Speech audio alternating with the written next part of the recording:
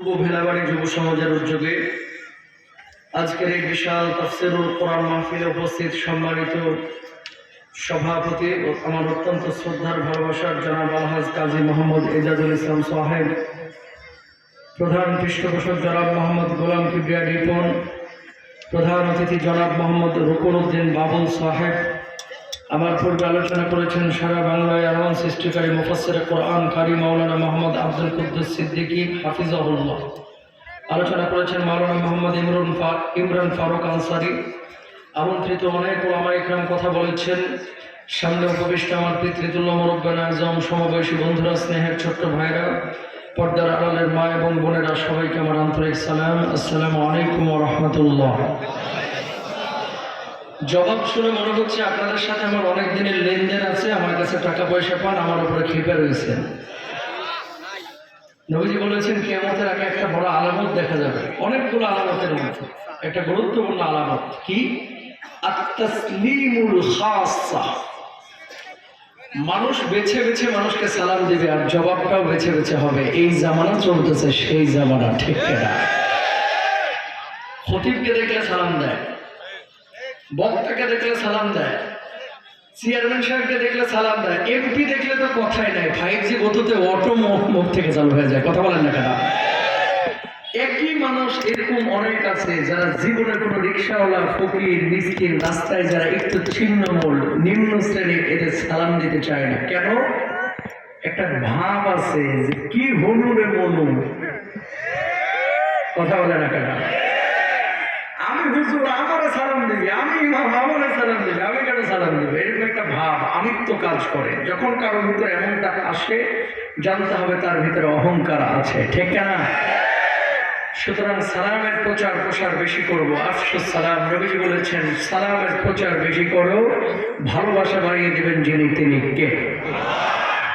সুন্দর করে জবাব দেন, আসসালামু আলাইকুম ওয়া রাহমাতুল্লাহ। মাশাআল্লাহ। অনেকে বলেছেন ওয়া আলাইকুম সালাম, না, বলেন ওয়া আলাইকুমুস সালাম। কেউ কেউ আছেন আপনাদের এলাকায় দেখবেন সালাম দেয় আসসালামু আলাইকুম, কথা বলে না।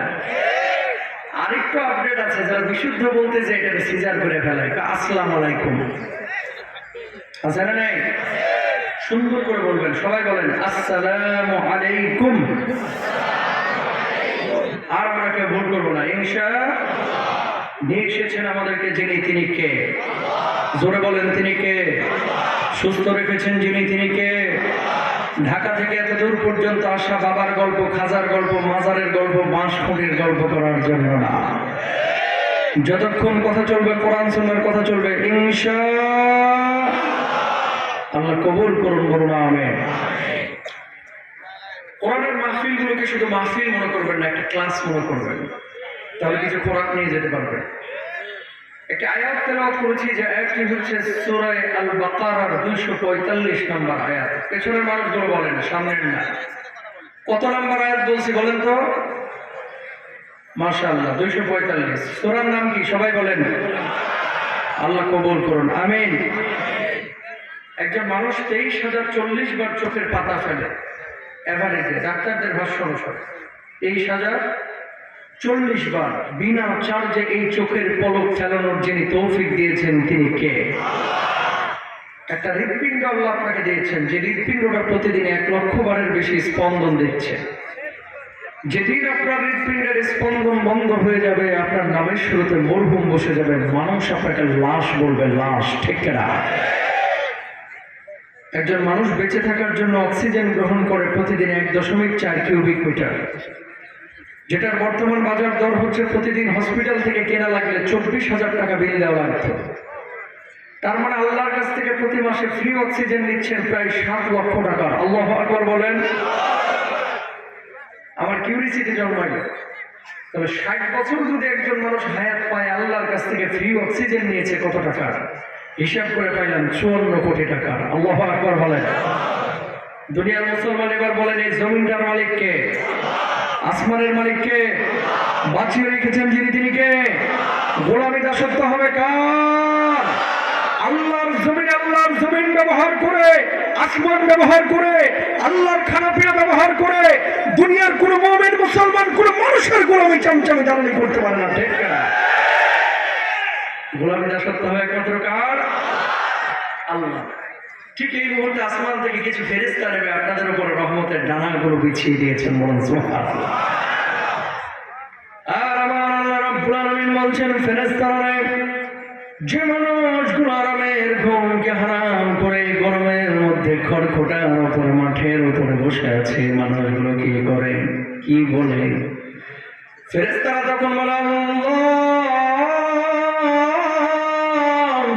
এই মানুষগুলো আপনাকে খুশি করার জন্য, আপনার নবীকে খুশি করার জন্য, কোরআনের কথা শোনার জন্য, সুন্নাহের কথা শোনার জন্য পঙ্গপালের মতো উঠে এসেছে।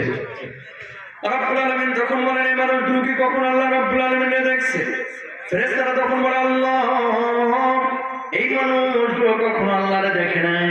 আল্লাহ তখন বলেন, যদি দেখতো তাহলে কি করতো? আল্লাহ আপনার গোলামি দাসত্ব আরো বেশি বেশি করতো।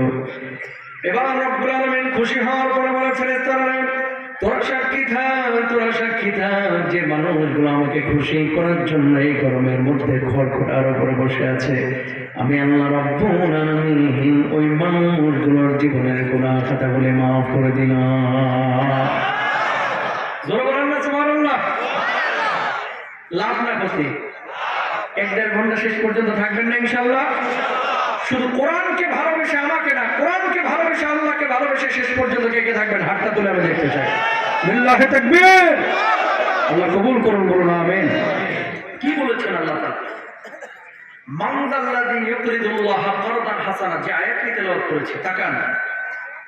দুনিয়ার জিন্দেগিতে মানুষ যখন বিপদে পড়ে যায়, মানুষের কাছে হাত পাতে। ভাই, স্ত্রী অসুস্থ, বন্যায় ক্ষতিগ্রস্ত হয়েছে, সিজার করতে হবে, ছেলেটা বিশ্ববিদ্যালয়ে ভর্তি করতে হবে, বড় ছেলেটা ঢাকা বিশ্ববিদ্যালয়ে চান্স পেয়েছে, ভর্তি করতে পারতেছে না, আমার 2,000 টাকা দেন না, 20,000 টাকা দেন না। দুনিয়ার জিন্দেগিতে মানুষ মানুষের কাছে বিভিন্ন সময় বিভিন্ন বিপদে পড়ে হাত পাতে। আপনারা অনেকে দেন, অনেকে দেন না। যেমন মাহফিলের আগে আজকে কালেকশন হলো, আমার আগে কেউ দিয়েছেন, কেউ দেন নাই। আল্লাহ রাব্বুল আলামিন যদি আপনার কাছে কোনো জিনিসের ঋণ চান, আপনি দেবেন না? চুপ করে বসে রয়েছে। আল্লাহ যদি এখন কোনো আকৃতি নিয়ে আপনার সামনে এসে বলতে, বান্দার তোর কাছে আমি এই জিনিসটা চাই, আপনি মুমিন যদি হয়ে থাকেন তাহলে জবাবটা হবে এমন, আল্লাহ যদি আমার কাছে চাই, যদি জান চাই আমি জান দিব, যদি মাল চাই মাল দিব, যদি বুকের রক্ত দিতে হয় বুকের তাজা রক্ত আল্লাহর জন্য ঢেলে দেবো, ঠিক না? এটাই তো মুমিনের আখলাক হওয়া উচিত, ঠিক না? আল্লাহ সুবহানাহু ওয়া তাআলা এই আয়াতে কারিমায় আপনার কাছে জিনিস চেয়েছেন 2টা। জোরে বলেন কয়টা? পেছনে মানুষ বলেন কয়টা? কি বলছেন খেয়াল করেন। আল্লাহ রাব্বুল আলামিন, মান যাল্লাযী ইউকরিদুল্লাহ কারদান হাসানান ফায়ুদাইফাহু লাহু আদআফান কাসীরা ওয়াল্লাহু ইয়াকবিদু ওয়া ইয়াবসুতু ওয়া ইলাইহি তুরজাউন।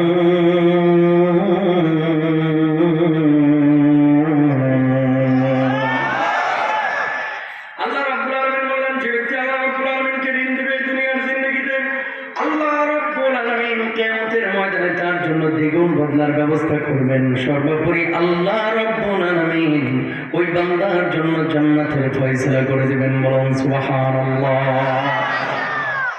প্রিয় ভাইরা আমার, দুনিয়ার জিন্দেগিতে এমন কিছু মানুষ পাবেন যে মানুষগুলো মানুষের জন্য জীবন দেয়। 5ই আগস্টের আগে এই বাংলার জমিনের চিত্র ছিল একরকম, রংপুরের আবু সাইদ বাংলার জমিনের চিত্র করে দিয়েছে আর এক রকম, ঠিক কিনা? অবদান আপনাদের অনেক। উত্তরবঙ্গের মানুষ বন্যায় সবচেয়ে বেশি অবহেলিত হয়, রাস্তাঘাটে সবচেয়ে অবহেলিত হয়, অথচ এই দেশ গড়ার ক্ষেত্রে উত্তরাঞ্চলের মানুষের অবদান অনেক মানুষের স্বীকার করে না, ঠিক কিনা মুসলমান? ফেনীতে বন্যা হলো, হাজার হাজার কোটি টাকা খরচ করা হয়েছে, অথচ আপনাদের লালমনিরহাটে কয়দিন আগে বন্যা গেল, রংপুরে বন্যা গেল, হাজার হাজার ভাই বোনদেরকে আমরা খোঁজ খবর নিয়েছি, রেখেছি। অনেক মানুষকে বললে ওই দিকে যাইতে কষ্ট লাগে, তার মানে হচ্ছে সাহায্য শুধু ফেনী আর নোয়াখালীর মানুষের জন্য, উত্তর অঞ্চলের মানুষের সাহায্যের প্রয়োজন নাই। আল্লাহ কি এই কথা বলছে? রব্বুল আলামিন কি বলছেন খেয়াল করেন। যে ব্যক্তি আল্লাহ রব্বুল আলামিনকে দুনিয়ার জিন্দেগিতে ঋণ দিবে, আল্লাহ রব্বুল আলামিন তার জন্য কিয়ামতের ময়দানে জান্নাতের ফয়সালা করবেন, দ্বিগুণ বদলার ব্যবস্থা করবেন। আয়াতটা যখন নাযিল হলো, সাহাবী রিদওয়ানুল্লাহ আলাইহিম আজমাইন আল্লাহর নবীকে বললেন, ইয়া রাসূলুল্লাহ, আল্লাহ রাব্বুল আলামিন আসমান বানিয়েছেন, জমিন বানিয়েছেন, সব কিছুর মালিক আমার আল্লাহ, তিনি আমাদের কাছে ঋণ চাইলেন, এর মানে তো বুঝলাম না। আল্লাহর নবী জবাব দিলেন, যেখানে আল্লাহর জন্য জানের প্রয়োজন হবে সেখানে জান দিবা, যেখানে মালের প্রয়োজন হবে সেখানে মাল দিবা। আল্লাহ রাব্বুল আলামিন এই জিনিসটাকে ঋণ বুঝিয়েছেন, বলুন সুবহানাল্লাহ। কিয়ামতের ময়দানে আল্লাহ রাব্বুল আলামিন যখন বিচারিক আদালত কায়েম করবেন, সমস্ত মানুষগুলো পেরেশান হয়ে যাবে, হায় হায় আজকে আমার কি হবে, কি হবে। এমন মুহূর্তে আল্লাহ রাব্বুল আলামিন এক শ্রেণীর মানুষকে দাঁড় করাবেন, দাঁড় করানোর পরে দেখতে পাবেন মানুষগুলোর কপালগুলো ঘেমে গেছে চিন্তায়, আজ আমার কি হয়, আজ আমার কি হয়। আল্লাহ রাব্বুল আলামিন ঘোষণা করবেন, যা বান্দা যা, আমার জান্নাতে আজকে তোদেরকে আমি বিনা হিসেবে ফয়সালা করলাম, জান্নাতে দাখিল হয়ে যাব, সুবহানাল্লাহ। মানুষগুলো এবার অবাক হয়ে যাবে আর বলবে, আল্লাহ, দুনিয়ার জিন্দেগিতে কেমন কাজ করেছিল, যেই কাজের বদলা হিসেবে আজকে আপনি বিনা হিসেবে আপনার জান্নাতের ফয়সালা করলেন। আল্লাহ রাব্বুল আলামিন তখন বলবে, দুনিয়ার জিন্দেগিতে আমার জমিনে আমার দিন কায়েমের জন্য জীবনটাকে বিসর্জন দিয়েছিলি, রক্ত দিয়েছিলি, মাল দিয়েছিলি। দুনিয়ার জিন্দেগিতে আমি অসুস্থ ছিলাম, আমাকে সেবা করেছিলি। দুনিয়ার জিন্দেগিতে আমি অভুক্ত ছিলাম, আমার খাবার জন্য ব্যবস্থা করে দিয়েছিলি। দুনিয়ার জিন্দেগিতে আমি অভাবগ্রস্ত ছিলাম, অভাবী ছিলাম, আমার অভাব দূর করেছিলি। আমি আল্লাহ রাব্বুল আলামিন সেগুলোর বদলা হিসেবে আজকে জান্নাতের ফয়সালা করেছি, বলুন সুবহানাল্লাহ। এবার মানুষগুলো বলবে, আল্লাহ, দুনিয়ার জিন্দেগিতে কোনোদিন আপনারা দেখি না, আল্লাহ কিভাবে আপনারা খাবার দিলাম, পানি দিলাম, কিভাবে আপনার জন্য আমি রক্ত দিলাম, কিভাবে আপনার সেবা করলাম। আল্লাহ রাব্বুল আলামিন তখন বলবে, বান্দারে, তোর বাড়ির পাশে বন্যাক্রান্ত যে মানুষগুলো ছিল, তার হাঁটার রাস্তা ছিল না, তোর বাড়িটা একটু উঁচু জায়গায় ছিল, ওই মানুষগুলোকে আশ্রয় দিয়েছিলি, রক্ষা করেছিলি। ওই মাখলুকের প্রতি ইহসানটাকে আমি আল্লাহ রাব্বুল আলামিন নিজের উপরে ইহসান হিসেবে কবুল করেছি, বলুন সুবহানাল্লাহ। এলাকায় কিছু হাজি পাবেন, কিছু নামাজি পাবেন, হজ করতে রাজি আছি, নামাজ পড়তে রাজি আছি, কিন্তু মানুষের জন্য 1.5 হাত জায়গা বাড়ির পাশ থেকে ছাড়তে রাজি নাই, ঠিক কিনা? কোনো কারণ নাই, নারকেল গাছের ডালটা আপনার ছাদের উপর আছে, বা আপনার গাছটা ওর বাড়ির ছাদের উপরে গিয়ে একটা ডাল পড়ছে, আম গাছের ডাল বা নারকেল গাছের ডাল বা আমলা গাছের ডাল, তোর ডাল আমার বাড়ির ছাওয়াই যেন এরিয়ার মধ্যে যেন না আসে, এখন এই গাছ কাট, ডাল কাট। গাছের ডাল যদি ওর বাড়ির উপরে যায়, বাড়ি কি ধসে পড়ে? তারপরে যাইতে দেবে না। এমন অনেক মুসল্লি পাবেন, সামনের কাতারে নামাজ পড়ে কপালে 6 ইঞ্চি কালো দাগ পড়ে গেছে, 52টা 54টা জুমা সারা বছরে পড়তেছে, অথচ আল্লাহর ঘরে এই 52 জুমা মিলেও 500 টাকা দান করে না, কথা বলেন ঠিক কিনা? আর কিছু মুসল্লি আছে ভাই, যেগুলো ফকিরেও নিতে চায় না, এরকম বিধ্বস্ত টাকাগুলোকে নিয়ে যে আল্লাহর ঘরে আল্লাহরে দেয়, আল্লাহ কেউ নেয়নি, তুমি লও। আছে না নাই? এই যে টাকা কমতেছে না, কিছু টাকা পাবে ভাই, এছাড়া বদর যুদ্ধ করছে, 71 সালে যুদ্ধ করছে, এমন একটা অবস্থা। তাহলে মানুষের জন্য যেখানে জানের প্রয়োজন সেখানে জান দিবেন, যেখানে দিনের জন্য জানের প্রয়োজন জান দিবেন, মালের জন্য দিনের জন্য মাল দেওয়ার প্রয়োজন সেখানে মাল দিবেন। আল্লাহ সুবহানাহু ওয়া তাআলা এই কথাগুলো এই আয়াতে কারিমায় বলেছে। আয়াতটা যখন নাযিল হলো, পরবর্তী দিন আবু বকর সিদ্দিক রাদিয়াল্লাহু তাআলা আনহু মদিনার বাজারে গিয়েছেন। হঠাৎ ইহুদি কোণা থেকে দাঁড়িয়ে দাঁড়িয়ে ঠেস মেরে কথা বলতেছে, আবু বকর রে, ও আবু বকর, কতদিন আয়াত নাযিল হয়েছে নাকি তোমার আল্লাহ আমাদের কাছে ঋণ চেয়েছে শুনলাম।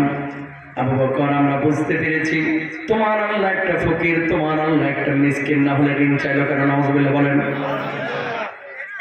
আবু বকর বললেন, ইহুদি আমারে গালি দিচ্ছিস রে, আমার বাপ করে গালি দিতে দিতে চাইলে দেয়, কিন্তু আল্লাহর কসম করে বলছি, তুই যদি আমার সামনে আয়াতের অপব্যাখ্যা করে আমার আল্লাহ রাব্বুল আলামিনের ফকির মিসকিন বলে গালি দিস, আর একটা বার উচ্চারণ করলে আমি আবু বকর হাত গুটিয়ে বসে থাকবো না। বলুন আল্লাহু আকবার। দ্বিতীয়বার আবার বলছে তোমার আল্লাহ ফকির। তৃতীয়বার আবার যখন বলছে তোমার আল্লাহ ফকির, বুঝেন নাই কথা? আয়াতটা যে নাজিল হলো যে আল্লাহকে ঋণ দেওয়া। ইহুদির প্রশ্ন হচ্ছে, আল্লাহ যদি আসমান জমিন সব কিছুর মালিক হয়, সে আল্লাহ আমার কাছে ঋণ যাচ্ছে কেন? মুসলমানদের কাছে ঋণ যাচ্ছে কেন? তার মানে আল্লাহর টাকা পয়সার বড় অভাব। জোরে সোরে বলেন নাউযুবিল্লাহ। ইহুদি তৃতীয়বার যখন উচ্চারণ করেছে তোমার আল্লাহ ফকির, অমনি আবু বকর সিদ্দিক রাদিয়াল্লাহু তাআলা আনহু ডান হাতটা তুলে কইসে ইহুদির গালে থাপ্পড় বসায় দিয়েছে।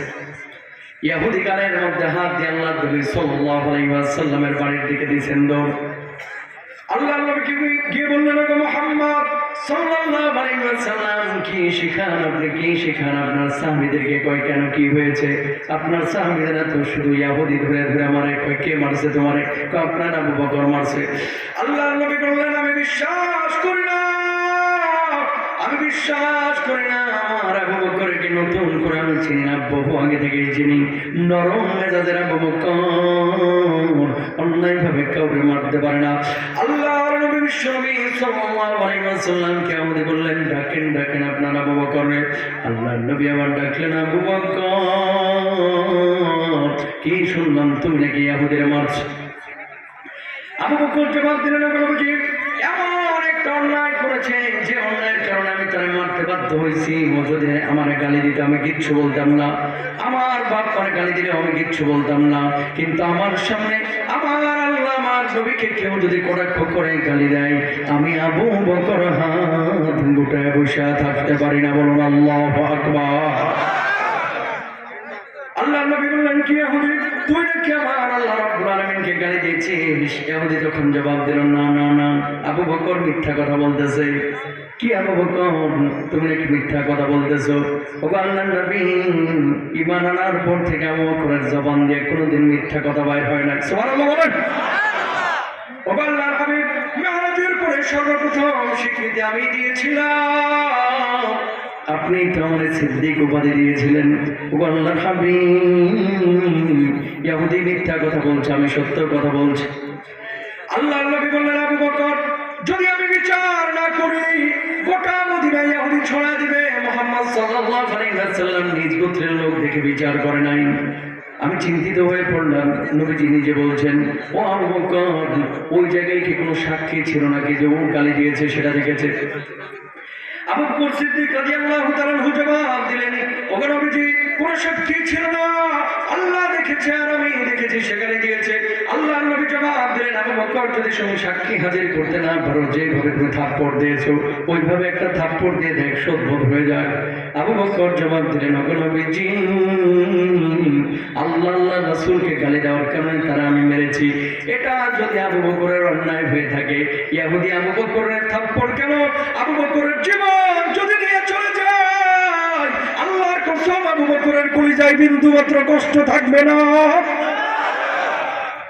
আল্লাহর নবী আপনি একটা থাপ্পড়ের কথা বলতেছেন, ও যদি আমার জীবনটাও নিয়ে চলে যায় আমার কলিজায় কোনো কষ্ট থাকবে। আল্লাহর নবী ইহুদিকে বললেন, ইহুদি এদিকে যেভাবে তোরে মেরেছে আবু বকর সেইভাবে একটা থাপ্পড় মেরে দে, শোধবোধ হয়ে যায়। ইহুদি এবার রেডি হচ্ছে, আজকে তোর একদিন কি আমার একদিন, কইসা থাপ্পড় মারবে আবু বকর। সঙ্গে সঙ্গে আর শাহজিংয়ে গ্রিন সিগন্যাল চলে গেছে। বলুন আল্লাহু আকবার। আল্লাহ রাব্বুল আলামিন জিবরিল আমিনকে ডাকলেন, ও জিবরিল আমিন দ্রুত আয়। জিবরিল আমিন চোখের পরে আল্লাহ রাব্বুল আলামিন আরশের সামনে গিয়ে হাজির। আল্লাহ কি করতে হবে বলেন? আল্লাহ রাব্বুল আলামিন বললেন, দেখ দেখ দুনিয়ার জিন্দেগিতে আমার হাবিব কি বিচার করছে, মুহূর্তের মধ্যে আমার হাবিবের কাছে গিয়ে হাজির হয়ে যা আর গিয়ে বল, আবু বকরের পক্ষে দুনিয়ার কোনো সাক্ষীর প্রয়োজন নাই, আমি আল্লাহ রাব্বুল আলামিন আবু বকরের পক্ষে নিজেই সাক্ষী হয়ে গেলাম। একজন মানুষের আমলের পাল্লা কি পরিমাণ ভারী হলে ওই মানুষটার পক্ষে সাক্ষী দেন যিনি, তিনি কে? চোখের পলক ফেলানোর আগে জিবরিল আমিন আল্লাহর নবী বিশ্বনবী সাল্লাল্লাহু আলাইহি ওয়াসাল্লামের কাছে এসে হাজির বললেন, ইয়া রাসূলুল্লাহ, কি বিচার আপনি করছেন? খবরদার খবরদার, ইহুদির হাত যেন আবু বকরের গালে স্পর্শ না করে। আল্লাহ নবী বললেন, কেন জিবরিল আমিন, কি হয়েছে? কই বুঝেন না কি হয়েছে? আল্লাহ রাব্বুল আলামিন আমারে পাঠিয়েছেন। আবু বকর সত্য কথা বলেছে, আপনি সাক্ষী করছিলেন আবু বকরের পক্ষে বিপক্ষে। আবু বকরের পক্ষে সাক্ষীর প্রয়োজন নাই, স্বয়ং আল্লাহ রাব্বুল আলামিন সাক্ষী হয়ে গেছেন। এই নেন আয়াত 4 নম্বর পারা 13 নম্বর পৃষ্ঠা শুরুর অংশ নাজিল হয়ে গেল। লাকাদ সামিআল্লাহু কাওলাল্লাযীনা ক্বালু ইন্নাল্লাহা ফাকীরুন ওয়া নাহনু আগনিয়া।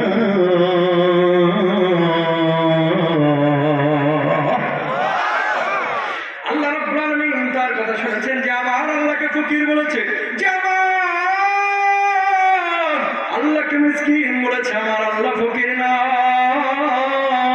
আমার আল্লাহ মিসকিন না। যারা আমার আল্লাহর ফকির মিসকিন বলে, কুল কায়নাতের সবচাইতে বড় বড় ফকির মিসকিন তারাই, ঠিক কিনা? এইবার আসেন আপনার এলাকায় আমার এলাকায় আয়াত থেকে 2টা মেসেজ পাইছেন। একটা হচ্ছে জান দেওয়া, মাল দেওয়া। কিছু লোক আছে ভালো কাজে নিজেও করে, ভালো কাজ করলে স্বীকৃতিও দেয়। কিছু লোক আছে নিজে ভালো কাজ করেও না, অন্যকে ভালো কাজ করতেও দেয় না। মাহফিল করেও না, মাহফিল করতেও দেয় না। নামাজ পড়েও না, আরেকজনের নামাজ পড়তেও দেয় না। বিগত 15-16 বছরে এই দৃশ্য কিছু জালেমের দেখা গেছে, ঠিক কিনা? ধন্যবাদ জানাই বাংলাদেশের এক থানার ওসিকে। মাহফিলের জন্য পারমিশন চাইতে যাওয়া হয়েছে যে স্যার 30টা বছর ধরে মাহফিল করি, গত 15-16 বছর মাহফিলের জন্য থানায় গিয়ে পারমিশন নিতে হতো, এবারও নিতে এসেছি। তো এবার কি রাবিয়া বসরি আছে? বুঝেন নাই কথা? সে তো নাই, এই জন্য কোন পারমিশনের প্রয়োজন নাই। বাংলার জমিনে এই বছরে বাংলার জমিনে আলেম ওলামা এবং সাধারণ মুসল্লিরাও বুক ফুলে মাহফিল শুনতেছে, মাহফিলে ওয়াজও করতেছে, ঠিক কিনা ভাইরা? পৃথিবীর মানুষকে যখন আল্লাহ তাআলা সুখ দেয়, মানুষ কিন্তু বিশৃঙ্খল আচরণ বেশি করে। বাংলায় যদি বলা হয় সুখে থাকলে ভূতে কিলায়। নমরুদ 400টা বছর ক্ষমতায় ছিল, একটা বারের জন্য নিজেকে খোদা দাবি করে নেয়। কয়শো বছর? 400 বছর পরে নমরুদের শয়তানে লারা দিল। কয় নমরুদ, দেশ চালাচ্ছিস তুই, রাষ্ট্র চালাচ্ছিস তুই, প্রভু আবার খোদা আবার আরেকজন হয় কিভাবে? তুই খোদা দাবি করে বস। বাস নমরুদ দাবি করলো, আমার রাজ্যে আজকে থেকে যদি খোদা কেউ আমাকে না দাবি করে, তার কিন্তু আমি শেষ করে দেব।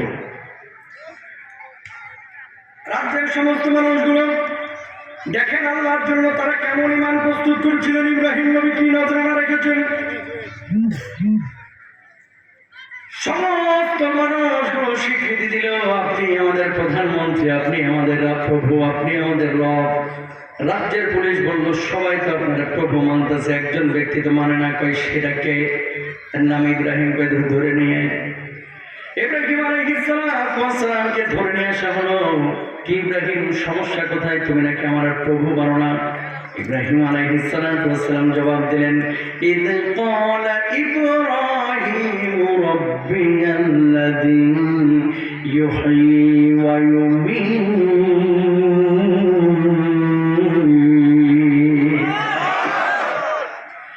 আমার আল্লাহ রাব্বুল আলামিন, যিনি আমাকে জীবন দিয়েছেন, যিনি আমাকে মৃত্যু দেন, তিনি সত্তা, তিনি মানুষকে সৃষ্টি করেছেন, তিনি মানুষকে মৃত্যু ঘটাবেন। নমরুদ সঙ্গে সঙ্গে জবাব দিল, কলা না হুই অমিত, আমি মানুষের জীবন দিই, আমি মানুষের মৃত্যু ঘটাই। ইব্রাহিম আলাইহিস সালাম বললেন, ও নমরুদ, জীবন আর মৃত্যুর উপমা তুমি দেখাও। সঙ্গে সঙ্গে 2জন মানুষকে জেল থেকে বের করে একজনের জামিনে ছেড়ে দিল, মুক্ত করে দিল। কয় দেখো জীবন দিলাম। নাউজুবিল্লাহ, তারা পকেটে ঢুকায় রাখেন, বাইর করেন না। শরম করে নাকি নাউজুবিল্লাহ বলতে? জোরে বলেন নাউজুবিল্লাহ। একজনের জেল থেকে ছেড়ে দিয়ে বলতেছে, দেখ জীবন দিলাম। ইব্রাহিম নবী মুচকি মুচকি হাসে। বাটপাড়ির তো একটা লিমিট থাকা উচিত, কথা বলেন না কেন? আরেকটারে বাইর করছে, ওরে মেরে ফেলছে। দেখ আমি মৃত্যু ঘটাইলাম। এই জামানতের কিছু চাপাবাজ আছে, দলিলে পারে না, যুক্তিতে পারে না, চায়ের দোকানে বসে বসে গিবত কমিটির সভাপতির ভূমিকা পালন করে, আর চাপার মিথ্যা কথা এমন ভাবে ছাড়ে মনে হয়, ঠিক কিনা? এরা দলিলে পারে না, কিচ্ছুতে পারে না, কিন্তু চাপার জোর আছে। চাপাবাজি বোঝেন তো? এ ভাই আমার, ইব্রাহিম নবী বলতেছে আপনি জীবন দিলেন, আপনি মৃত্যু দিলেন, মানলাম। কে ভাই, আপনারা যদি কষ্ট না নেয়, একটা রিকোয়েস্ট করি আপনাদের কাছে। অনেক ভাইরা কষ্ট করতেছেন আল্লাহর জন্য, একদিন যদি কাপড় ময়লা হয় হোক, কষ্ট করতেছেন আপনারা। আমি কেন বলতেছি আপনাদের চাপতে? শীত এখনো পড়ে না। যদি শীত পড়তো তাহলে বলতে হ্যাঁ বলে গিয়ে বসে। গরমের মধ্যে গায়ের উপরে গা লাগলে এটা খারাপ লাগে, আমরা বুঝি এগুলা। যদি কষ্ট করে না করেন, প্লিজ একটু মেহরবানি করে বসে যান। ময়লা হইলে হয়েছে, আল্লাহর জন্য হয়েছে। বাড়িতে যাবেন, ময়লা ছুটবে, আল্লাহ তাআলা এক একটা গুনাহ মাফ করে দেবে ইনশাআল্লাহ। বলেন না? ওখানেই বসে যান, ওখানেই বসে যান। কারণ দাঁড়ায় থাকলে কতক্ষণ পরে ইবলিস আবার লাড়া দেবে। আর কতক্ষণ দাঁড়াবি, যা বাড়ি যা। কথা বলেন না কেন? আর কতক্ষণ দাঁড়াবি, যা বাড়ি চলে যা। মমতাজের গান শুন গিয়ে গিয়া নাউজুবিল্লাহ বলেন না। ইব্রাহিম আলাইহিস সালাতু ওয়াস সালামের সামনে টাকা দিকে টাকা। ইব্রাহিম আলাইহিস সালাতু ওয়াস সালামের সামনে জেল থেকে একজনকে মুক্ত করে দিলেন, আর একজনকে হত্যা করলেন। আমি জীবন দিলাম, মৃত্যু দিলাম।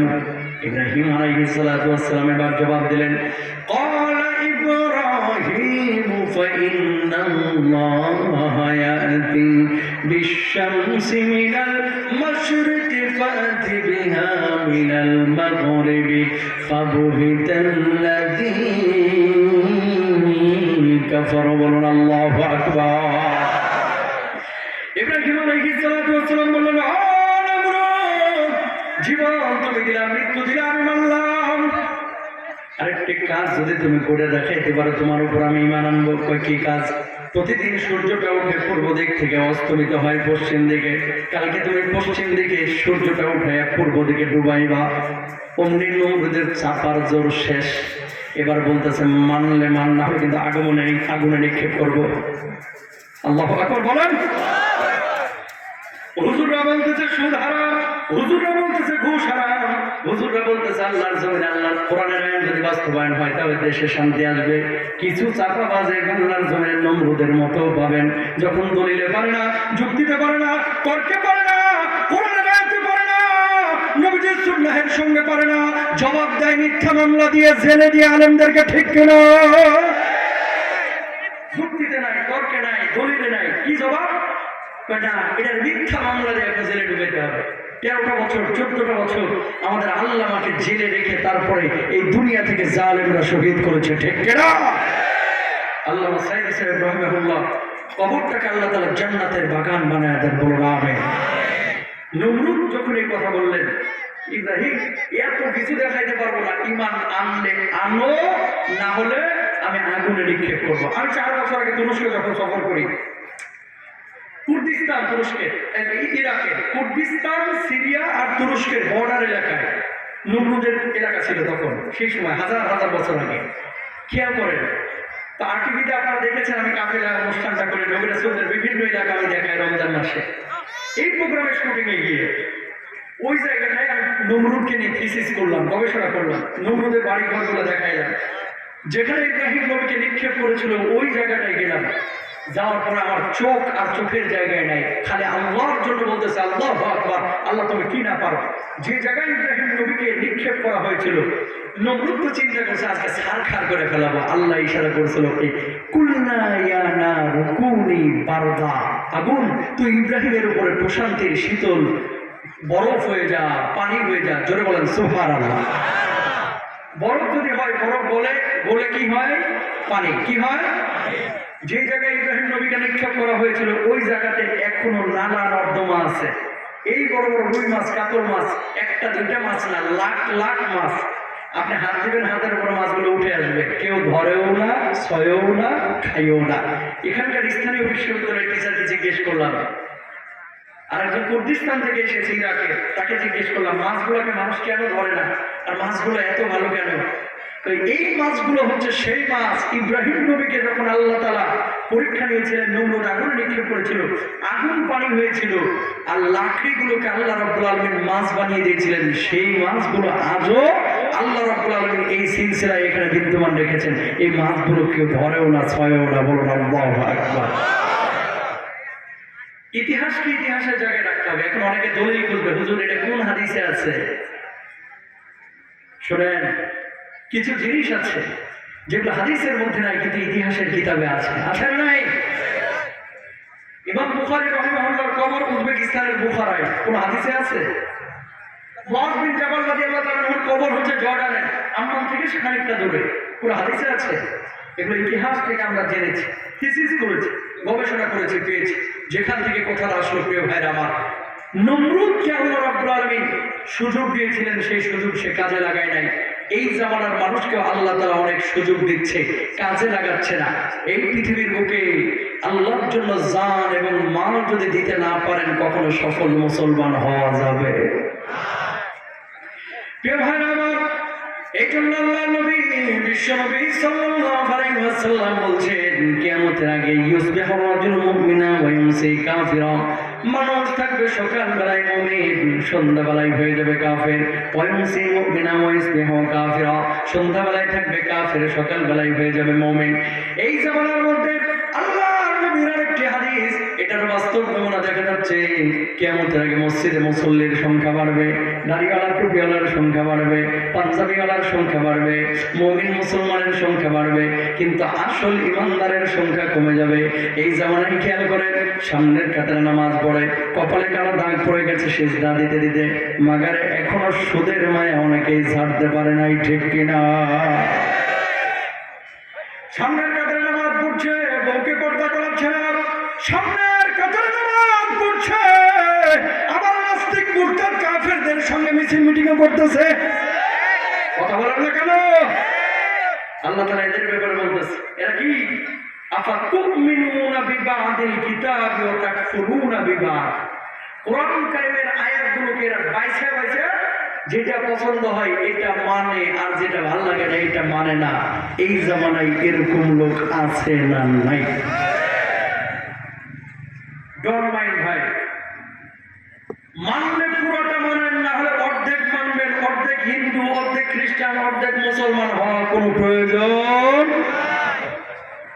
কোরআন থাকলে দেশের মধ্যে চুরি থাকবে না, ডাকাতি থাকবে না। কথা বলেন না কেন? একটা প্রমাণ দিই, দলিলের কথা তো অনেক আছে, একটা প্রমাণ দিই, নিজে চোখে দেখা কথা বলতেছে। ইমাম বুখারী রাহিমাহুল্লাহর কবরটা আমি জিয়ারত করলাম বুখারায়। সামারকান্দ একটা এলাকা আছে, সামারকান্দ ইসলামের ইতিহাসে খুব গুরুত্বপূর্ণ একটা এলাকা। উজবেকিস্তান হচ্ছে সোভিয়েত ইউনিয়নের একটা দেশ ছিল, রাশিয়া বেটের, এখন স্বাধীন দেশ, অত্যন্ত সুন্দর। এই দেশটা যখন রাশিয়া থেকে এটা স্বাধীন হইল, আর রাশিয়া যখন দখলে নিয়েছিল স্বাধীনতার আগে, আসার পরে প্রথম টার্গেট ছিল ৬০,০০০ আলেম ওলামাকে হত্যা করা। কারণ যে দেশে আলেমরা জেগে থাকে ওই দেশে বাতিল মাথা চাড়া দিয়ে উঠতে পারে না, ঠিক না? আলেম যখন ঘুমিয়ে যায় তখন সে দেশের মানুষকে বিভ্রান্ত করা যায়। বুখারায় ইমাম বুখারী রাহিমাহুল্লাহর কবর জিয়ারত করে আমরা সামারকান্দে এসেছি। যোহরের নামাজে এক মসজিদে ঢুকলাম, ঢুকার পরে দেখতেছি মসজিদের মধ্যে সমস্ত মানুষ নামাজ আদায় করতেছে, পেছনে মোবাইল ফোন মানি ব্যাগ রেখে সামনে নামাজ আদায় করতেছে। আমার মনে সন্দেহ জাগলো, এত মানুষ সামনে নামাজ পড়তেছে আর পেছনে মোবাইল ফোন মানি ব্যাগ সবার এখানে রাখার কারণটা কি? সবার কি মোবাইলের চার্জ শেষ? নামাজের পরে দেখলাম যে না, নামাজে খুশু নষ্ট হবে, এই জন্য পেছনে মোবাইল ফোন রেখে সবাই সামনে নামাজ আদায় করতেছে, মানি ব্যাগ রেখে সামনে নামাজ আদায় করতেছে। চিন্তা করলাম, আল্লাহ বাঁচাইছে, এই মসজিদটা রংপুরের কাউনিয়ার কোনো মসজিদ না, এই মসজিদটা ঢাকার কোনো গুলিস্তানের মসজিদ না, ঠিক কিনা? আমার দেশের মধ্যে মসজিদে মুসল্লিদের জুতাও নিরাপদ না, ঠিক কিনা মুসলমান? এই ফ্ল্যাশ বন্ধ করো, ফ্ল্যাশ। আর ওদের দেশে মোবাইল ফোন মানি ব্যাগে কেউ হাত দিচ্ছে না, কারণ কি? একটাই, কোরআন আছে, চুরি নাই, কোরআন নাই, ডাকাত পয়দা হবে, ঠিক কিনা? কয়েক বছর আগে রংপুরে এক মাহফিল আসছিলাম, এক মসজিদের বাথরুমে যে দেখতেছি বাথরুমের মধ্যে বদনার গলা ভাঙা। এই ভাঙা বদনার গলাতে আবার শিকল বেঁচে রাখছে, জানে এই বদনাও না হারায়। বাথরুমের ছেঁড়া জুতাও নিরাপদ না। ভাই, হাসির কথা বলতেছি না।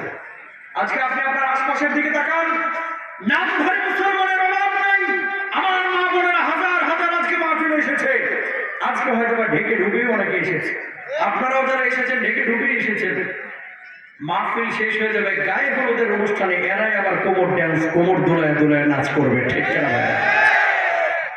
কেমন মুসলমান তুমি? এই জন্য আল্লাহ নবী বিশ্বনবী সাল্লাল্লাহু আলাইহি ওয়াসাল্লাম বলছেন ইয়াস্তাহিলুনাল হিরা ওয়াল হারিরা ওয়াল খামরা ওয়াল মাআজিফ। কিয়ামতের আগে আমার উম্মতের মধ্যে এক শ্রেণীর উম্মত তৈরি হবে যারা চিকন চাকন পোশাক পরিধান করা শুরু করবে। যেই মানুষগুলো মিউজিককে, ঢোল তবলাকে, গান বাদ্যকে হালাল মনে করবে, যে মানুষগুলো জেনা ব্যভিচারকে হালাল মনে করবে, আর এই মানুষগুলো নেশা জাতীয় জিনিসগুলোকে নানান কলা কৌশলে হালাল বৈধ মনে করবে। ঠিক কিনা? দুঃখজনক হলো সত্য মাইন্ড করে নিলাম, এখন কিছু যুবক মার্কেট থেকে প্যান্ট কিনে, জামা কিনে, বিশ্বাস করেন এমন প্যান্ট পরে, এমন প্যান্ট কিনে যেন কুত্তায় কামড়ায় কামড়ায় ছিঁড়ে রাখছে। ঠিক কিনা ভাইরা আমার? জিন্সের প্যান্ট বাইরেছে, যেগুলো পরে এগুলো ছেঁড়া, যত ছেঁড়া তত ফ্যাশন, যেন বিড়ালের জায়গায় আছে, মাথায় ছাগলে মুছছে। কথা বলেন না কেন? পাগল ছাড়া ছেঁড়া কখনো ফ্যাশন হইতে পারে? নাউজুবিল্লাহ, জোরে সরে একবার বলেন। এই যুবকরাই আবু সাইদের মতো শহীদ হয়ে আল্লাহ রাব্বুল আলামিনের জান্নাতে যাবে, আবার এই যুবকরাই আবু জাহেলের মতো জাহান্নামেও যাবে। ঠিক কিনা? যুবক ঠিক তো এলাকা ঠিক, যুবক ঠিক গ্যাস ঠিক, যুবক ঠিক তো হাসিনাও ঠিক। কথা বলেন ঠিক কিনা? কত আন্দোলন সংগ্রাম 16 বছর কেউ খেলাতে পারলো না। এই পোলাপান সারাদিন ভিডিও গেমস নিয়ে বসে থাকে, মারপিট করে। তো আমার দুবাই সফর ছিল, কাতারে ছিল, কয়েকদিন আগে মাহফিল ছিল, কোন দেশে আমি বলবো না। হঠাৎ এক জায়গায় কাজী ইব্রাহিম সাহেবের সাথে দেখা, মুফতি কাজী ইব্রাহিম সাহেব ছিল না ওই দেশ। তো বললাম আপনারা তো ফেসবুকে দেখা যাচ্ছে যে আপনি নাকি মরে গেছেন। এই কয়েকদিন আগে ভাই হলো না, উনি মারা গেছে, যে রাত্রে উনি মারা যাচ্ছেন ফেসবুকে ছড়ায় ফেলছে। আমি বললাম একটা পোস্ট করেন ফেসবুকে যে আপনি মরেন নাই, আপনি জীবিত।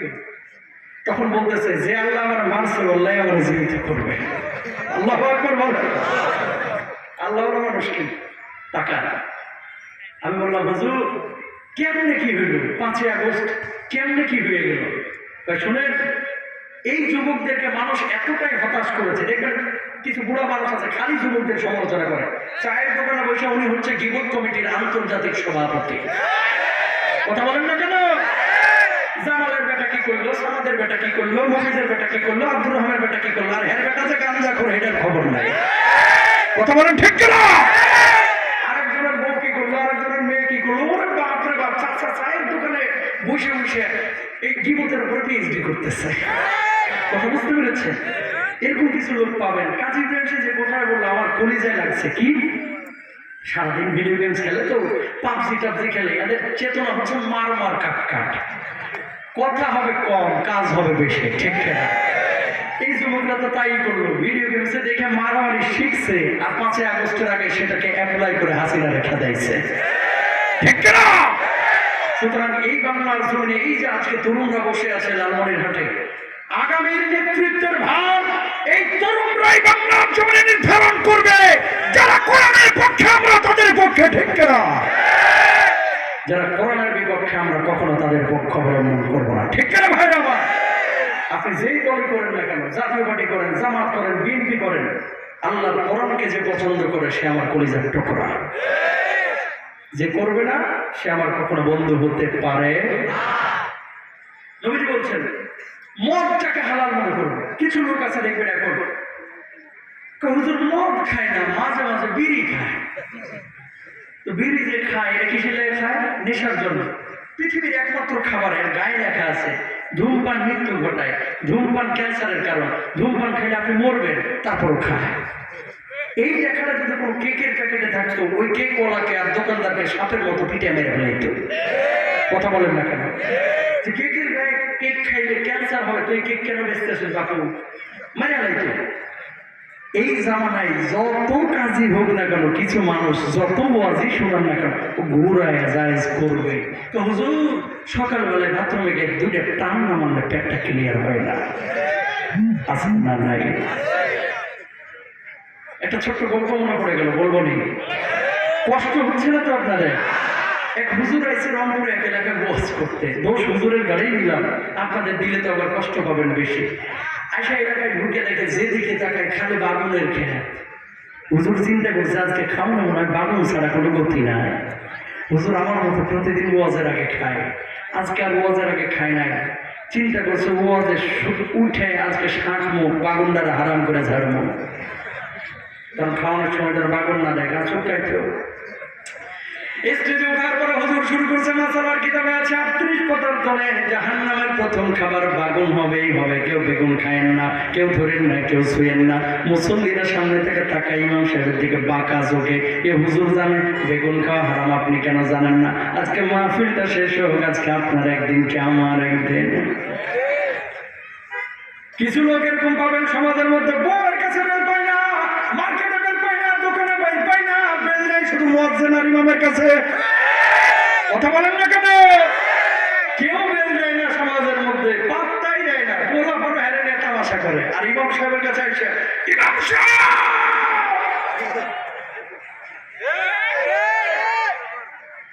একটা 31 থেকে 32 কেন ইমাম সাহেব ঢুকছে। আমি তো আর্টিফিটে দাঁড়িয়ে করি প্রতি রোববার সোমবার 6টা মানে 6টা 15 স্টুডিওতে ঢুকতেই হবে আর্টিভিকে। 1 মিনিটের দাম হচ্ছে 1.5 লাখ টাকা।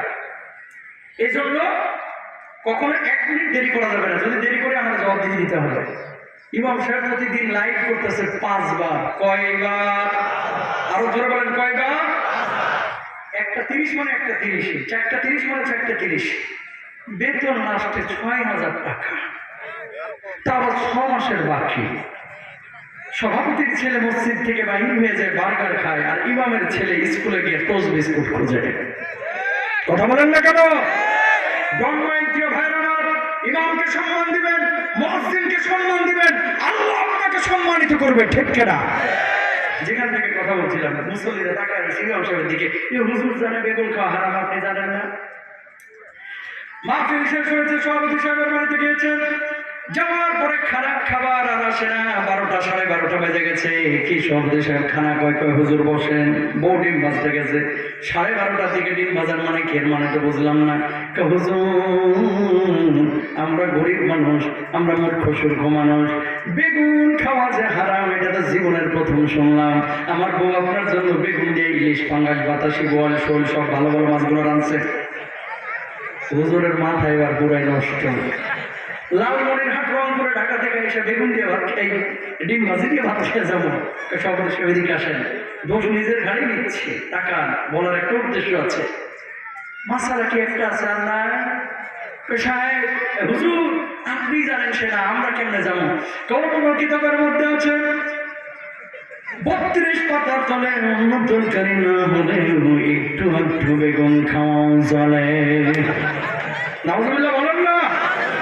এই বাংলার জমিনে এখানে যতগুলো সুদ করে বসে রয়েছে, হুজুর যতই বোঝাক না কেন সুদ কা হারাম, ও ঘুরায় সুদকে জায়েজ করবে। কথা বলেন না কেন? হুজুর জুমার বয়ান করছে সুদ কা হারাম, বাংলাদেশ ব্যাংক সুদে চলে, আর হুজুররা ব্যাংক বুঝেনি। কথা কন না কেন? যৌতুক নিয়েন না, হুজুর ওয়াজ করে গেছে। মোল্লা মুন্সিরা এরা কি সমাজ বুঝে? হায় রে, আমার সমাজের বোঝদার আছে না? জোরে বলে। ছেলে রংপুর বিশ্ববিদ্যালয় থেকে মাস্টার শেষ করেছে, 14 লাখ কর্পোরেট রেডি রাখছে ব্যাংকে। কেন? পিওনের চাকরি হলেও একটা সরকারি চাকরি চাই। আর এই 14 লাখ রাখছে কিসের জন্য? সৎকার করার লাগে না, মানুষদেরকে ঘুষ দেওয়ার লাগে। ইমাম সাহেবের কাছে এসে আবার দোয়া চাচ্ছে, হুজুর ছেলেটার একটা লাইন পাইছি, একটা লিঙ্ক পাইছি, কাম মনে হয় এবার হয়েই যাবে, একটু দোয়া করেন হুজুর। ওইদিকে ঘুষ আর এইদিকে দোয়া, এত সোজা, ফরফরে জাহান্নামে যাবে বদমাইশ, ঠিক কিনা? তাহলে কি চলতেছে? যাই বলেন না কেন ঘুরে যায় যে চলতেছে। আল্লাহর জন্য যে জীবন দিবেন, আল্লাহর জন্য মাল দিবেন, খাওয়ায় আপনাকে ভাই ওই আল্লাহ তাআলা রিজকের পেছনে না ছুটে রিজকের মালিকের পেছনে ছুটে, ঠিক না? আপনাদের একটা টেন্ডেন্সি আছে উত্তরাঞ্চল এবং দক্ষিণাঞ্চলের সমস্ত এলাকায়, মেয়ে বিয়ে দেওয়ার সময় প্রথম টার্গেটটা থাকে একটা সরকারি চাকরিজীবী ছেলে। ও দাঁত দুইটা না থাক কোনো সমস্যা নাই। কথা বলেন না কেন? সরকারি চাকরিতে কামান কত? অনেক ফ্রিল্যান্সার এখানে বসে আছে যারা মাসে 10 লাখ কামায়, 5 লাখ কামায়, 3 লাখ কামায়, আড়ালে আছে। ফ্রিল্যান্সারের কথা বললে পাত্তা দিতে চায় না। ব্রয়লার মুরগির ব্যবসা করে, পাত্তা দিতে চায় না। এই ছাগলের ব্যবসা করে, পাত্তা দিতে চায় না। খামারের ব্যবসা করে, পাত্তা দিতে চায় না। এরা মনে করে সরকারি চাকরিজীবীর হাতে তুলে দিতে পারলেই আমার মেয়েটা জান্নাতের টুকরা হয়ে যাবে। মনে রাখবেন, গত 1 বছরে ঢাকা সিটির মধ্যে তালাকের আবেদন পড়েছে 56,000, যার 81% তালাক হচ্ছে সবাই লাখপতি, যাদের টাকার অভাব নাই, শিক্ষার অভাব নাই। 89% তালাক হচ্ছে পরক্রিয়া। মোবাইল যেদিন থেকে আবিষ্কার হয়েছে, পরক্রিয়াও সেদিন থেকে বাড়ছে। ঠিক কিনা? তো শিক্ষিত আছে, টাকা পয়সা আছে। কেউ ভাই আমার সম্পূরক 2টা কথা বলে দিই। ওসমান রাদিয়াল্লাহু তাআলা আনহুর সঙ্গে আল্লাহর নবী 1জন না 2জন মেয়েকে বিয়ে দিয়েছিলেন। তার জন্য তাকে জুলনুরাইন বলা হয়। কি এমন গুণ ছিল ওসমান রাদিয়াল্লাহু তাআলা আনহুর সঙ্গে 2 মেয়ে নবীজি বিয়ে দিলেন? 1 নম্বর, ওসমান রাদিয়াল্লাহু তাআলা আনহু ছিলেন লজ্জাশীল। 2 নম্বর, তিনি ছিলেন সম্পদশালী। 3 নম্বর, তিনি ছিলেন তাকওয়াবান। এই 3টা গুণের একটা গুণ বাঙালি খুব ভালোভাবে বোঝে, কিন্তু 2টা গুণ সন্তানের ওই জামাইয়ের খেয়ালও করে না। বলবেন কোনটা? খেয়াল করে দেখেন, মেয়ে বিয়ে দেওয়ার ক্ষেত্রে প্রথম প্রশ্ন হচ্ছে ছেলে করে কি? ঠিক না? ছেলে করে কি? ছেলে বাংলাদেশ ব্যাংকের 1 শাখার ম্যানেজার। ওরে বাপ, মেয়ের বাপও খুশি, মেয়ের মায়ের খুশি, মেয়ের নানি ওইদিকে পান চালাইতেছে আর হাসতেছে। কথা কোন? ঠিক না?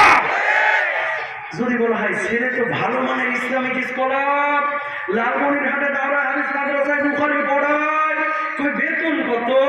কই বেতন তো 6,000। আমার মেয়ের লিপস্টিকের বিল দিতে পারবো নি। ডন মাইন্ড। 3টা গুণ কোন ছেলের মধ্যে থাকলে, টাকা না থাকুক, ওর সাথে মেয়ে বিয়ে দিয়ে দেন, মেয়ে পরিবারে না, মেয়ে জান্নাতে থাকবে, জান্নাতে। ঠিক না? হাজারো কোটিপতি বাংলার জমিনে আছে। আজকে দেখেন না, নায়ক নায়িকা যাদেরকে আপনারা আইডল মনে করেন, খেয়াল করেন খুব মনোযোগ দিয়ে, 12 মাসে 13 স্বামী চেঞ্জ, 2 দিন পর পর তালাক। কেন? শিক্ষা আছে, টাকা পয়সা আছে, পারিবারিক জীবনে সুখ নাই। একটাই কারণ, কোরআন নাই, দিন নাই, তাকওয়া নাই, আল্লাহর ভয় নাই। ঠিক না? আর এই যে আলেম ওলামা দেখতেছেন না, এই যে আমরা, আমাদের বউরা তো আফ্রিকার জঙ্গল থেকে আইছে নাকি বাংলাদেশে? হুজুররা তো বিয়ে করছে বাংলাদেশের না আফ্রিকার জঙ্গলের? ওই আমরা তো বিয়ে শাদী করছি আলহামদুলিল্লাহ। জীবনে বউ কোনোদিন বললো না যে আমার এটা কিনে দিয়ে তো, না দিলে কিন্তু আজকে তোর একদিনকে আমার একদিন। আর এই জামানা ম্যাক্সিমাম বউরা এরকম, আগে একটা থাপ্পড় দিলে চুপ করে যায়, ঘরের মধ্যে বসে থাকতে। এখন মায়ের না করে 2 কিল দিয়ে বলে আই খেলা হবে। কথা বলেন না কেন? বউয়ের হাতে মায়ের অনেকেই খায়, কিন্তু স্বীকার করে না। ঠিক না? 3 জিনিস থেকে ছেলেকে নির্বাচন করবেন। বুড়া মানুষগুলোর বিশেষভাবে বলতেছি, যুবক তোমরাও শুনে রাখো, 3টা গুণ অর্জন করো। বুড়াদেরকে বলবো, মেয়ের বাপদেরকে বলবো, এই 3টা গুণ যদি দেখেন যুবকদের মধ্যে, এর সঙ্গে মেয়ে বিয়ে দিবেন, মেয়ে জান্নাতে থাকবে, সুখী থাকবে। টাকা দিয়ে কি হবে? টাকা দিয়ে সুখী হওয়া যায় না ভাই। সুখী হইতে দ্বীনি মন লাগে, ইসলাম লাগে, তাকওয়া লাগে, আল্লাহর ভয় কলিজার মধ্যে লাগে। ঠিক না? প্রত্যেকটা বউকে প্রতিদিন গোশ মাছ চাই না, চাই ভালো একটু আচরণ।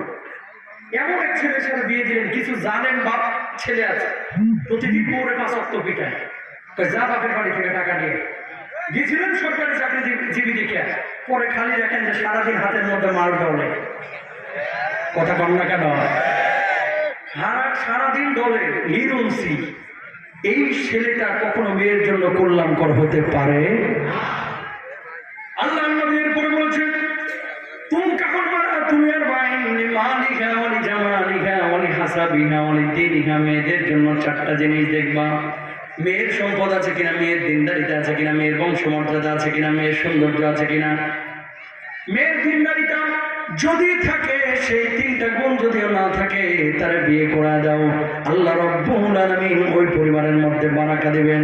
ও প্রিয় ভাইয়ের আমার, দরদি ভাইয়ের আমার, এখনকার যুবক তোমরা যারা আছো, তোমাদের কাছে হাতটা জোর করে রিকোয়েস্ট করে বলি, আগামীর বাংলাদেশ, আগামীর পৃথিবী, আগামীর বিশ্ব বড় কঠিন পৃথিবী, কঠিন বিশ্ব হতে চলেছে। এখন যদি সতর্ক না হও, তুমি নামাজি হবা আর তোমার ছেলেটা হবে একেবারে বদমাশ, লম্পট, ইতর। ঠিক কিনা? বউ নির্বাচনের ক্ষেত্রে জিনিসগুলো দেখবেন, দিনদারিতা আছে কিনা। আল্লাহ রাব্বুল আলামিনকে জান দিবেন, আল্লাহর জন্য মাল দিবেন। প্রিয় ভাইরা আমার, দেখেন আল্লাহর নবী সাল্লাল্লাহু আলাইহি ওয়াসাল্লামের সাহাবীরা কিভাবে আল্লাহর জন্য জান দিয়েছেন, মাল দিয়েছেন। আল্লাহর নবীর একজন সাহাবী আব্দুল্লাহ যুল মাজাদাইন মাত্র কয়েকদিন আগে ঈমান এনেছে, চাচার কাছে গিয়েছেন, চাচার কাছে লালিত পালিত। ঈমান আনার পরে আল্লাহর নবী এই সাহাবী চাচার কাছে গেলেন, যাওয়ার পরে বললেন, চাচা আপনার ধর্ম আপনি পালন করেন, আমি নতুন করে ইসলাম কবুল করেছি, আমি আর শিরকের ধর্মের সাথে জড়িত হতে পারবো না, বাপ দাদার ধর্ম পালন করতে পারবো না। সঙ্গে সঙ্গে চাচা একেবারে তেলে বেগুনে জ্বলে উঠলেন, এত বড় সাহস, ঈমান তুমি এনেছো, বাপ দাদার ধর্ম তুমি ত্যাগ করেছো, হয় ঈমান ছাড়বা অথবা বাড়ি ঘর ছাড়বা, সম্পদ গুলো ছাড়বা, খাবারের গুলো ছাড়বা। আব্দুল্লাহ যুল মাজাদাইন জবাব দিলেন, চাচা বাড়ি ছাড়তে আমি রাজি আছি, সম্পদ ছাড়তে রাজি আছি, খাবারের গুলো ছাড়তে রাজি আছি, জীবনটা ছাড়তে রাজি আছি, আল্লাহর কসম আমি ঈমান ছাড়তে রাজি নই। বলুন আল্লাহু আকবার। শীতের মধ্যে ওই মুহূর্তে চাচা বললেন, আব্দুল্লাহ এই মুহূর্তে আমার বাড়ি থেকে বের হয়ে যাবে। যখন বের হয়ে যাচ্ছেন, ও আব্দুল্লাহ তোর পরনের যে জামা কাপড়টা আছে জামা কাপড়টা খুলে দিয়ে যাবে। চাচা আল্লাহ তো হয়ে যাবে, এই জামা কাপড়টা আপনি খুলে নেবেন না, এটা আমার শেষ সম্বল, শীতের রজনী আমি বিবস্ত্র হয়ে যাব, শীতে আমার কষ্ট হবে, আপনি আমাকে উলঙ্গ করে ফেলবেন না। আব্দুল্লাহ তাকে জবাব দিলেন, আমি এটা খুলতে পারবো না। চাচা বললেন, এটাও তো আমার টাকা দিয়ে কিনা, হয় ঈমান ছাড়বে অথবা জামা কাপড়টা ছাড়বে। সঙ্গে সঙ্গে আব্দুল্লাহ যুল মাজাদাইন জামা কাপড়টা খুলে উলঙ্গ হয়ে গেলেন। এই উলঙ্গ শরীর নিয়ে বুড়িমার কাছে আসলেন, আসার পরে বললেন, মা তুমি অসুস্থ মানুষ, একটা চাদর দিবা নাকি, যে চাদরটা দিয়ে কোনো মতে লজ্জাস্থানটা রেখে আল্লাহর নবী সাল্লাল্লাহু আলাইহি ওয়াসাল্লামের দরবারে যাব। শীতের মধ্যে মার কাছ থেকে ছোট্ট একটা চাদরের টুকরা নিয়ে লজ্জাস্থানটা রেখে আল্লাহর নবীর বাড়ির দিকে দিলেন দৌড়। আল্লাহর নবী তখন তাহাজ্জুদের নামাজের জন্য জাগ্রত হয়েছে। সালাম ফিরানোর পর আল্লাহর নবী দেখলেন, যুবক কি নাম তোমার, কি নাম? চিনতে পারেন না, নবীজি অন্ধকারের মধ্যে। ওই যুবক জবাব দিলেন, নবীজি কয়েকদিন আগে ঈমান এনেছিল, ঈমান আনার কারণে আমার চাচা আমার কি অবস্থা করেছে দেখেন, আমার বাড়ি কেড়ে নিয়েছে, সম্পদ কেড়ে নিয়েছে, খামারের ওগুলো কেড়ে নিয়েছে, এমনকি আমার পরনের পোশাকটা পর্যন্ত কেড়ে নিয়েছে। নবী গো দুনিয়ার সব কিছু ছেড়ে চলে এসেছি, আল্লাহর কসম আমি ঈমান ছাড়ি নাই। বলুন আল্লাহু আকবার। আল্লাহর নবীর চোখে পড়ে বিশ্বনবী সাল্লাল্লাহু আলাইহি ওয়াসাল্লাম বললেন, আব্দুল্লাহ এই জায়গায় একটু দামি ঘরের মধ্যে থেকে আসছে। নবীজি ঘরের মধ্যে গেলেন, আল্লাহর নবীর একটা জামা ছিল, চাদর ছিল, ইয়ামানি ডোরা কাটা চাদর, ওই চাদরটা নিয়ে এসে আব্দুল্লাহর গায়ের উপরে দিয়ে দিলেন।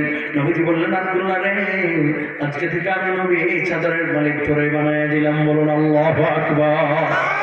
এবার ওই সাহাবী কাঁদলেন, আল্লাহর নবী বললেন, আব্দুল্লাহ তুই কাঁদিস কেন, তুই কাঁদিস কেন? কখন নবীজি আমি জানি আল্লাহর কাছে কোনো দোয়া করলে আল্লাহ আপনার দোয়া কবুল করেন, একটা আরজি আপনার কাছে আছে, শুনবেন নাকি? আল্লাহর নবী বললেন, আজকে যে আরজি করবি আমি সেটাই শোনার চেষ্টা করব, সাধ্য অনুযায়ী তোকে দেওয়ার চেষ্টা করব। ও আল্লাহর হাবিব আল্লাহর কাছে একটু দোয়া করেন, আল্লাহ যেন আমার শাহাদাতের মওত দান করে। এবার আল্লাহ রাব্বুল আলামিনের কাছে আল্লাহর নবী দোয়া করলেন, আল্লাহ আমার আব্দুল্লাহ ঈমানের জন্য দুনিয়ার বাড়ি ছাড়লো, গাড়ি ছাড়লো, সম্পদ ছাড়লো, এমনকি পরনের জামা কাপড়টা ছাড়লো। আল্লাহ তুমি আব্দুল্লাহকে শাহাদাতের মওত দান করো, আব্দুল্লাহর রক্ত কাফের বেঈমানদের জন্য তুমি হারাম করে দিও।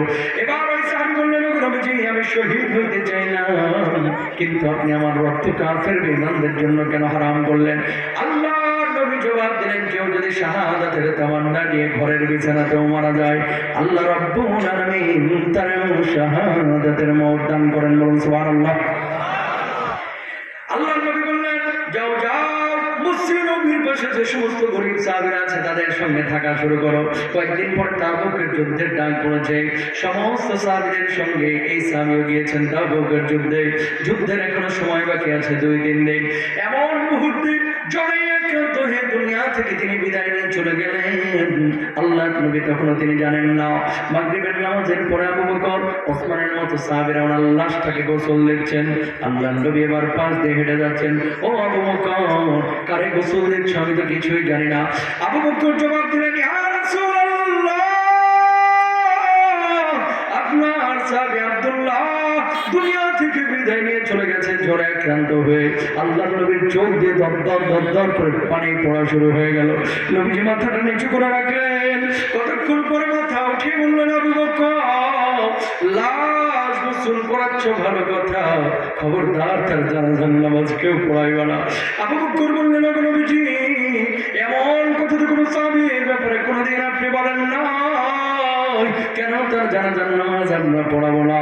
আল্লাহর নবী বললেন, আমার আব্দুল্লাহর জানাজার নামাজের ইমামতি আমি নবী আজকে নিজেই করব। আল্লাহর নবী জানাজার নামাজ পড়াইলেন।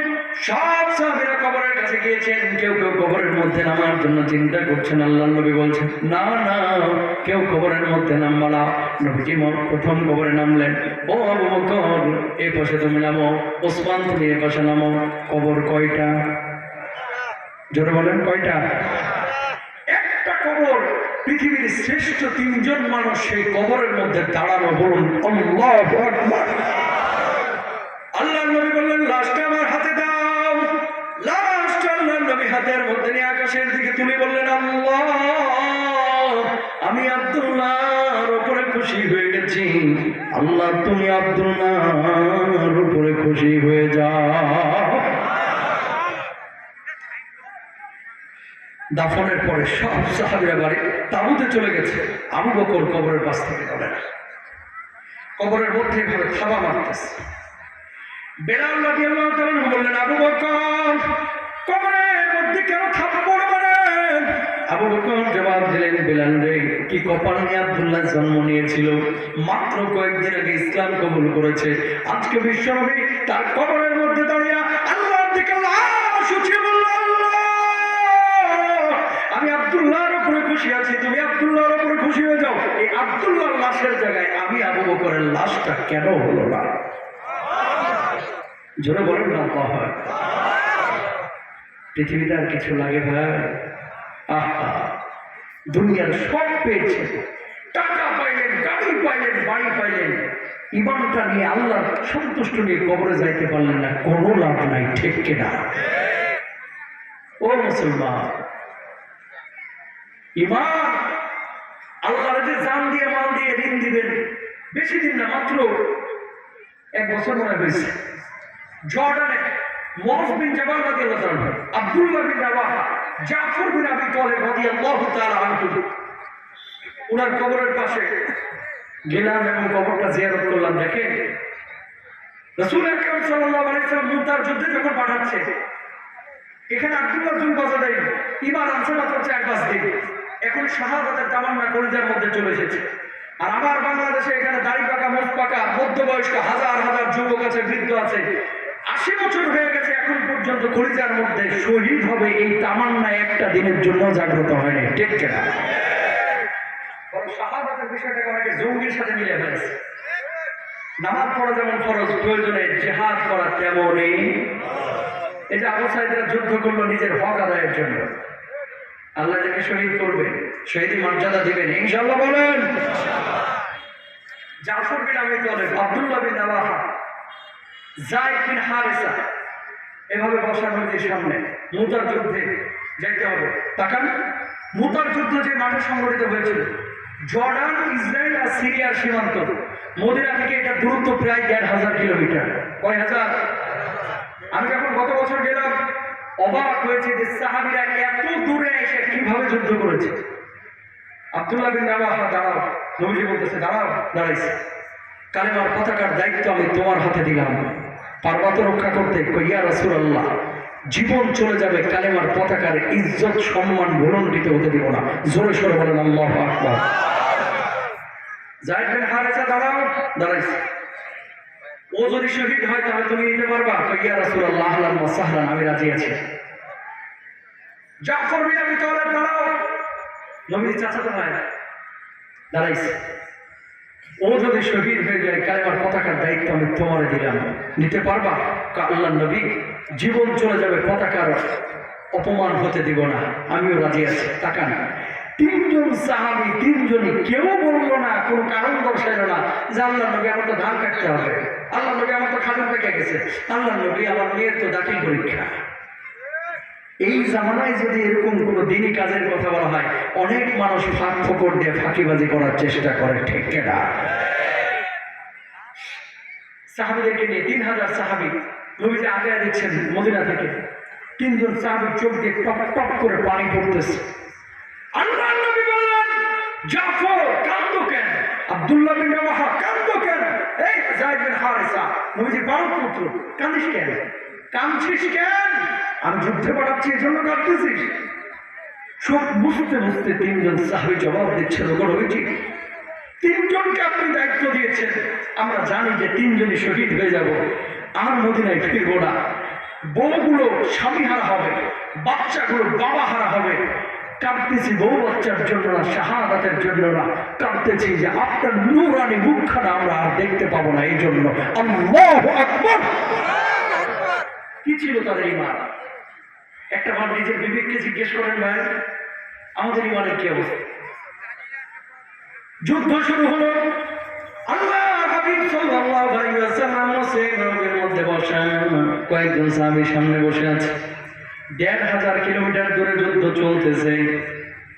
আব্দুল্লাহ বিন রাওয়াহা শহীদ হয়ে গেলেন, যায়েদ বিন হারেসা শহীদ হয়ে গেলেন, জাফর বিন আবি তালেব ডান হাতে কালেমা পতাকা নিলেন, ডান হাতে কোপ দেওয়া হলো, ডান হাতটা পড়ে গেল। বাম হাতে নিলেন, বাম হাতে কোপ দিল, বাম হাত পড়ে গেল। বাহু দিয়ে কালেমার পতাকাকে উড্ডীন রাখলেন, বাহুর উপরে কোপ দেওয়া হলো, বাহুটাও কেটে পড়ে গেল, মাটিতে তিনি লুটিয়ে পড়লেন। এবার দাঁত দিয়ে কামড়ে আল্লাহর কালেমার পতাকাকে দাঁড় করিয়ে রেখেছিলেন। বলুন আল্লাহু আকবার। যখন দেখতে পাইল এখনো মরছে না, জাফর বিন আবি তালেব এলো, পাতানি কোপানো শুরু করলো। আল্লাহর নবী তখন মসজিদ নবীর মধ্যে বসা।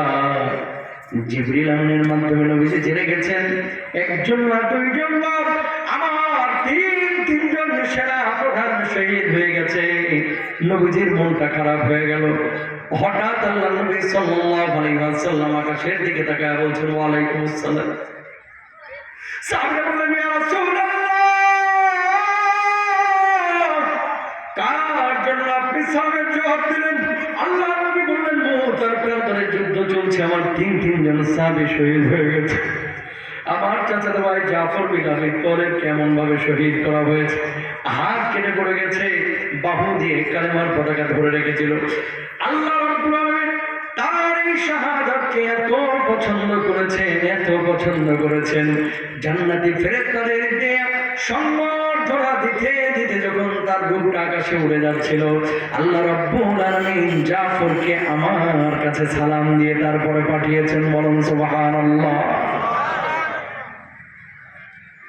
দুইজন সাহাবী নবীজি যখন মেরাজে গেলেন, আল্লাহ নবী দেখতে পেলেন। আমি যখন ওনার কবরটা জিয়ারত করলাম, জাফর বিন আবি তালেব, কবরের উপরে লেখা জাফর আত-তাইয়াব। কেন?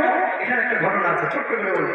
মেরাজে যাওয়ার পরে নবীজি দুইজন সাহাবীকে বিশেষ অবস্থায় দেখলেন। এক হচ্ছে নবীজির চাচা হামজা রাদিয়াল্লাহু তাআলা, উনি যে সিংহাসনে বসেছিলেন, সিংহাসনটা স্বর্ণ মণিমুক্তা খচিত। সুবহানাল্লাহ বলেন না? যে হামজার কলিজা চাবাইছিল কে? হিন্দা। আর আরেকজন সাহাবীকে পেয়েছিলেন নবীজি মেরাজে গিয়ে, জাফর বিন আবি তালেব। তিনি জান্নাতের মধ্যে জান্নাতি পাখি হয়ে আল্লাহ রাব্বুল আলামিন জাফরের দুই হাত তোলায়, হাতের জায়গায় দুইটা ডানা লাগিয়ে দিয়েছে। জাফর এই ডানা দিয়ে উড়ে উড়ে জান্নাতের ফলগুলো খাচ্ছিল। বলেন সুবহানাল্লাহ। আমি যখন ওনার কবরটা এবার জর্ডানে গিয়ে জিয়ারত করলাম, কবরের পাশে দাঁড়ালাম জাফর বিন আবি তালেবের। খাদেম কি যেন আমার আরবিতে দূর থেকে বলতেছে। খাদেম আছে না, খাদেম মাজারের। আর আমাদের দেশে গাঁজা করবো মাজার নাই না, কথা বলেন না কেন? এই দেশে তো মাশাআল্লাহ মাজার যদি পাইছে, এখানে উলিয়া উলিয়া শুয়ে আছে, এটা কলা গাছ শুয়ে রয়েছে, ও বিচার পিছিয়ে লাল শালু টাঙাইলে কিছু জটা বাবা গিয়া খালি ডলের হুক্কর হাক্কর করে, ঠিক কেটা? মাজারে কাঠের দূর থেকে আমরা কি যেন বলতে যাচ্ছে, আমি ছিলাম পরে আবার তো আসলো, আসার পর আরবিতে বলতেছে এই কবরে এখানে একটা ফুটা আছে, নাকটা লাগাও। আমি বললাম কেন লাগাবো? নাকটা লাগাও না, দেখো কি একটা ধ্যান পাইবা। আমি বললাম তুমি এখানে কয় বছর আছো? কয় আমার পূর্বপুরুষ 66 বছর ধরে আমরা এই কবরের খেদমতে আছি। খেদমত বলতে দেখাশোনা করে। এখানে নাকটা লাগাও, দেখো কি একটা ধ্যান পাইবা।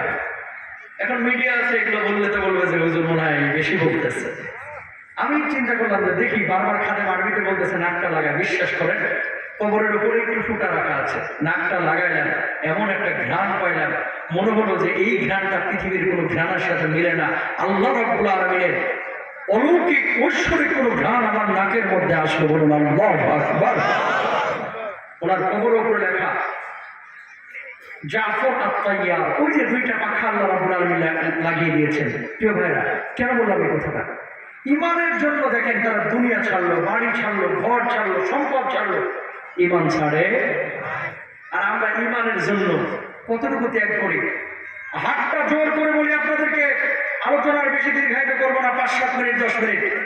দুইটা পাপ লালমনিরহাটের মানুষ জীবনেও করবেন না। জোর বলেন ইনশাআল্লাহ। এই পেছনের মানুষ, সামনের মানুষ, সবাই একসাথে বলবেন কয়টা? জোরে বলেন কয়টা? এদিকের মানুষ বলেন কয়টা? নামাজ একটু পড়েন না, আল্লাহ চাইলে মাফ করে দেবে। ভুলে শয়তানের ওয়াসওয়াসায় 2 মাস নামাজ পড়েন নাই, আল্লাহর হক নষ্ট করেছেন, আল্লাহ চাইলে মাফ করে দেবে। জিনা করে ফেলেছেন, আল্লাহ চাইলে মাফ করে দেবে। ওখানে হুজুররা আছে। ভুলে একদিন মদ খেয়ে ফেলছেন, আল্লাহ মাফ করুন, আল্লাহ চাইলে মাফ করে দেবে। দুইটা পাপ এরকম আছে পৃথিবীর বুকে, আল্লাহ বলছে আমি মাফ করবো না। 1 নম্বর হচ্ছে বান্দার হক নষ্ট করা, 2 নম্বর হচ্ছে শিরিক করা। বান্দার হকের কথা যদি আসে, এলাকায় অনেক হাজী সাহেবও পাবেন, নামাজিও পাবেন, সাধারণ মানুষও পাবেন। মসজিদে দান করে, ওমরা হজ্জে প্রতি বছর যাচ্ছে, বড় হজ 2-3 বার করে ফেলাইছে, মাগার পৈতৃক ভিটার বোনের সম্পত্তি আজ পর্যন্ত বোঝায় দেয় নাই। কথা বলেন না কেন? বোনরা বাপের বাড়ির ভিটার সম্পত্তি, ধানে খেতের সম্পত্তি চাইতে আসলে বোনকে মুফতি সাহেবের মতো ফতোয়া শোনায়, বাপের বাড়ির সম্পদ নিতে হয় না। এই যে আসছিস, যাচ্ছিস, খাচ্ছিস, কত ভালো সম্পর্ক। কথা বলেন ঠিক কিনা? বোনের হক মেরে, ভাইয়ের হক মেরে, আরেকজনের কাছে ঘুষ খেয়ে 36 বার হজ করে আল্লাহর জান্নাতে যাওয়া যাবে না, ঠিক কিনা? আল্লাহর জান্নাতে তো সোজা না হাদিসা। মারবেন হক, চাল চুরি করবেন, ডাল চুরি করবেন, টিন চুরি করবেন ক্ষমতা এসে, আর মসজিদে 20,000 দান করে ফরফরিয়া জান্নাতে যাইবেন। এত সোজা না, তিস্তা ব্যারেজের মতো জান্নাত না, এটা আরো কঠিন, ঠিক কিনা? হক কখনো নষ্ট করবেন না ইনশাআল্লাহ। হক মানে কখনো কখনো কেউ কেউ ভালো থাকতে পারে না। আজকে দেখবেন এলাকার মধ্যে যেগুলো হারাম করে ম্যাক্সিমামের ছেলেপেলে নষ্ট হয়ে গেছে। যেগুলো হারাম করে এগুলো ছেলেপেলে হাফেজ আলেম হয় না, এগুলো ছেলেপেলে বিশ্ববিদ্যালয়ে ভালো রেজাল্ট করে না। এরা ছেলেপেলে কি করে? খালি পালসারে গিয়ার মারে আর আরেকজনের মাইয়ার দিকে তাকায় থাকে।